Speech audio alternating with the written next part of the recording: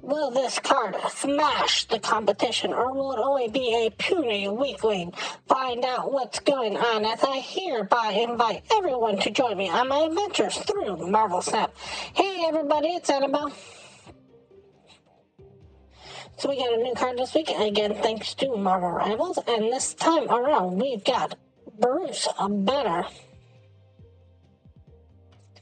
Bruce Banner embodies the spirit of scientific inspiration, finding motivation from various influences with a desire to create a legendary narrative akin to Newton's apple. He embarked on a scientific process to study gamma radiation. His journey was filled with tough lessons as he gained insight into the complexities of gamma radiation, including its adverse effects, through an unusual challenge, much like many pioneers who stumbled onto groundbreaking discoveries before him. Bruce Banner was engaged in researching to explore potential applications for gamma radiations when he accidentally became entangled in the detonation of a powerful weapon that he was developing. This explosion transformed him into a massive green being consumed with rage and an incredible need for destruction. After the initial chaos had settled, he realized that he could turn back into this fearsome creature whenever his anger intensified beyond his ability to manage it. Bruce Banner was still a super smart genius when he was not in his monster form and sought to create a unique gamma belt that would be able to allow him rapid transformations and provide him with total mastery over this creature, addressing his fears of what might happen if an uncontrollable outburst was to come again. However, when his time stream morphed into a nightmarish battleground, he started a new project to combat these monsters that had shown up by unleashing the one that resided within him, the one he called the Hulk. Bruce Banner is trying to find a balance between his life, focused on academic endeavors, and the other side that has to confront the life-changing event that actually transformed him. This change into the Hulk was significantly affecting his life and has introduced both positive and negative changes, with the many changes being negative coming from the fact that he cannot control what happens to him when he transforms. While he slowly has achieved greater control over this change, it continues to be an ongoing struggle for him. Bruce Banner invented a gamma gun and gamma grenades that allow him to explode gamma radiation around his enemies, giving him access to this radiation, and while it will harm others, it will accumulate in his body and help him to transform into the Hulk easier. The gamma radiation mutates his body, fortifying his cellular structures, and during this time, if his adrenaline levels escalate even more, it will cause him to become more strong, meaning that the madder he gets, the stronger he gets.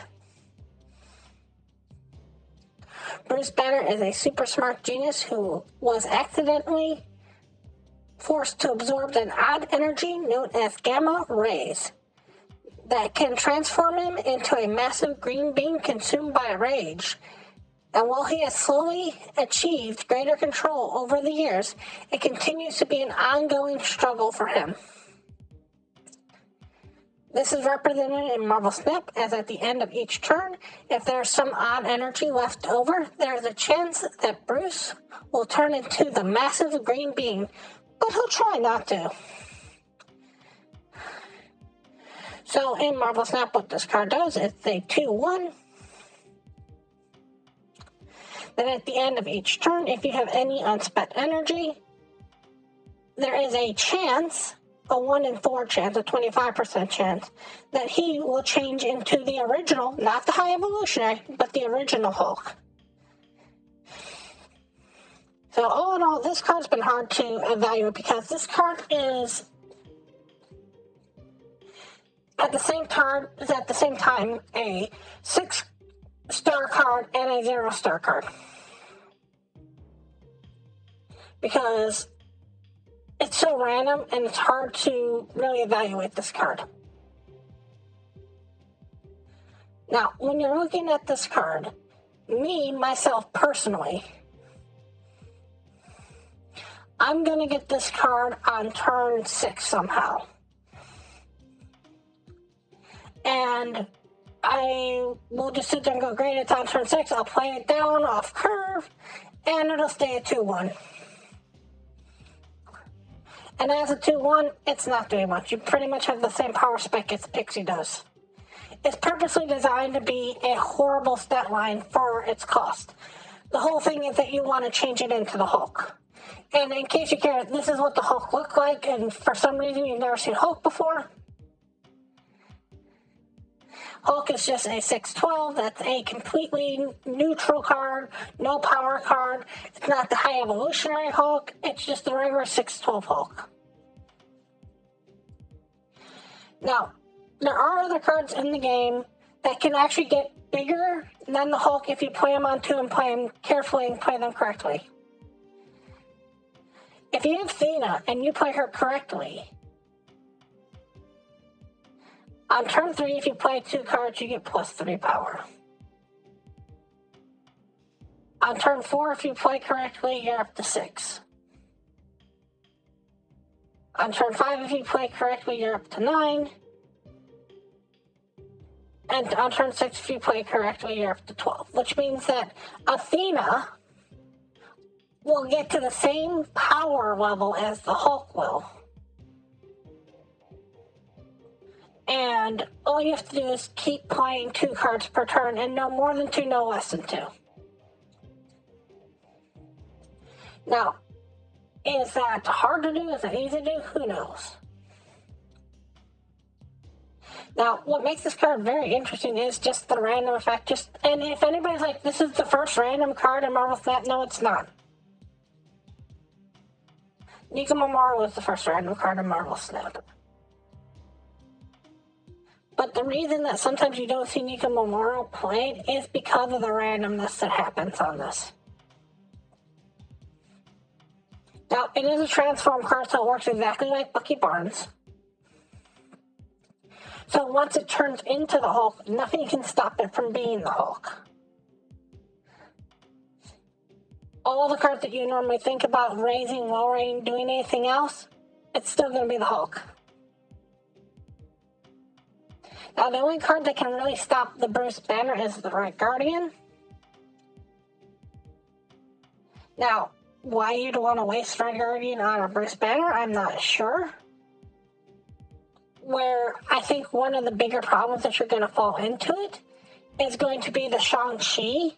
Just somebody's going to let it go off and then just Shang-Chi it at the end.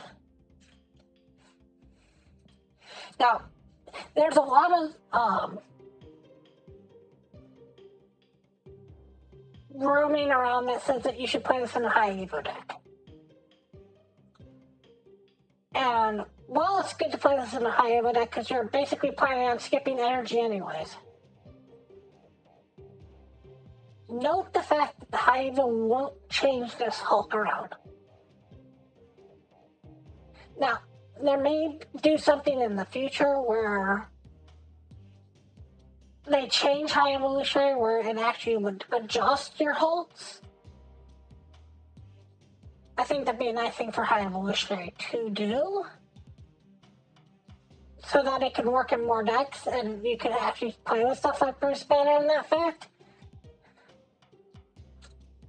I doubt that's happening anytime soon. And it's not true as of this point. Now, another card that you're basically going to want to play into this deck or with this deck is the Magic. This is a great card for Magic.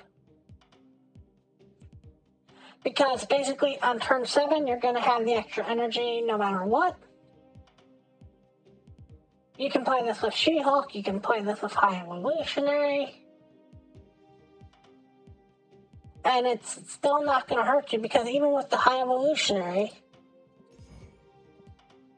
that brings it up to 6, and if you skipped your turn before that, your She-Hulk 0. Now, one of the things that's going to be really weird about this is not when you get it early game. And there's going to be an opponent that you're going to face where on turn 2, they're going to get Tinker's Lab somehow and get that extra point of energy. They're going to play down the Bruce Banner, and it's just going to turn into the Hulk. There's nothing you can do about that. That's just the RNG of the game. I'm sorry. You're just going to concede and walk away and say, good luck to you, more power to you. The one that's going to be more risky, more weird, is when it has the M'Baku-like effect.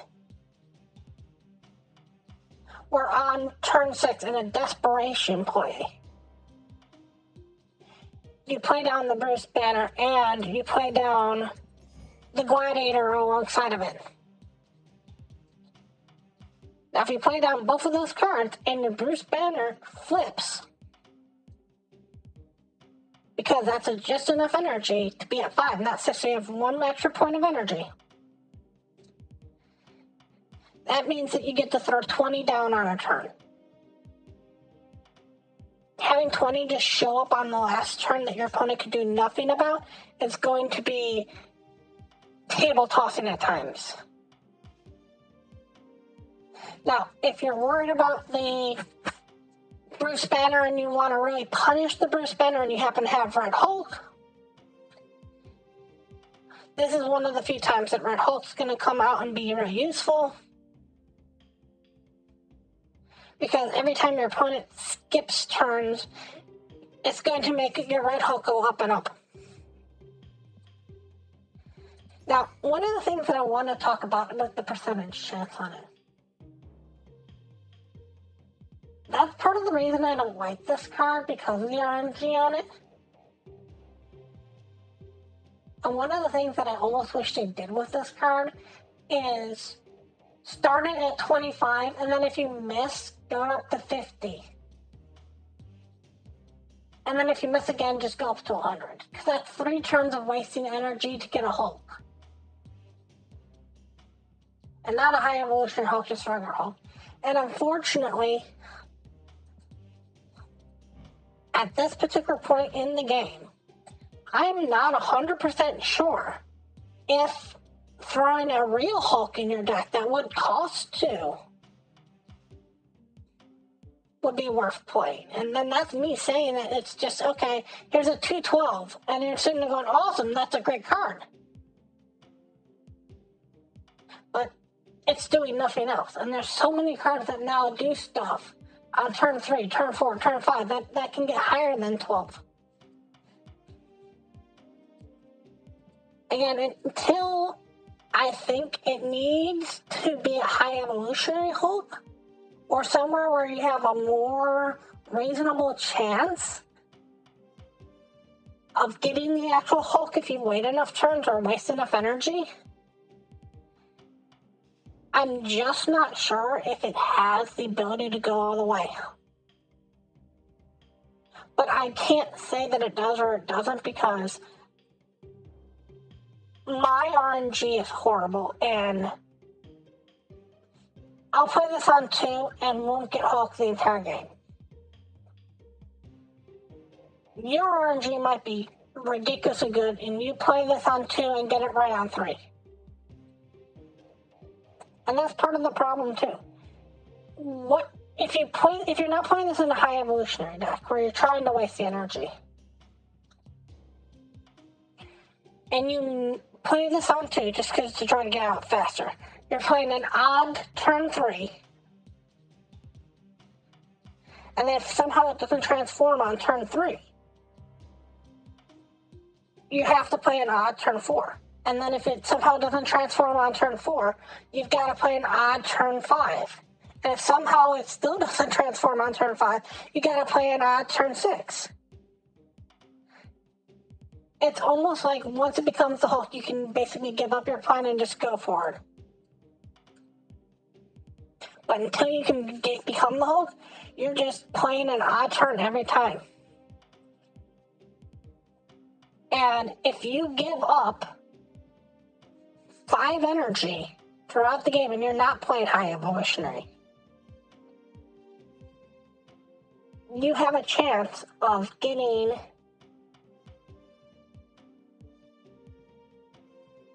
turn 3, turn 4, turn 5, turn 6. So it starts 4 energy. So you're basically adding 4 energy to this Hulk, which means that you end up with a 6-1. So if somehow you miss every single plop on this, and you play this right on 2, you're playing 6 energy for 1 power. And that's just rough on any day of the week. Alright, other than Bruce Banner that we have this week, we have High Evolutionary. High Evolutionary makes sense for the cards that are in here, mostly for the Hulk. If it wasn't for the fact that you would basically try to play Bruce Banner in a High Evolutionary deck because of the Hulk, you probably wouldn't play High Evolutionary. He's really fallen off the realm of playability at this point. The other card that's in here that makes sense with it is Ravonna Renslayer. The whole point of playing Ravonna Renslayer is that you can basically play Hulk for 1 instead of 2. But then, where are you going? Do you play Hulk, the Bruce Banner, I should say. I'm going to keep calling him the Hulk for so long time. On turn 3, when he costs 1, and then skip the 2. Do you try to weave in another 1? Do you try to weave in something else? Also, for the first time only, and maybe the first time only, the mystery card sucks this week more than any other week. This week, and I think next week, are the only 2 weeks where it'll still be 1,000 tokens if you roll the mystery card and whiff. Because once we get the new season, it goes from 1,000 collector's tokens to 2,000 collector's tokens. Also, with possibly the chance that there'll be some serious drops happening at that same time, this is a really sketchy week to roll on any part of this. If you want to try out Bruce Banner, go for it. Maybe spend the tokens. This is one of the few times I'll say spend the tokens if you want to try him out.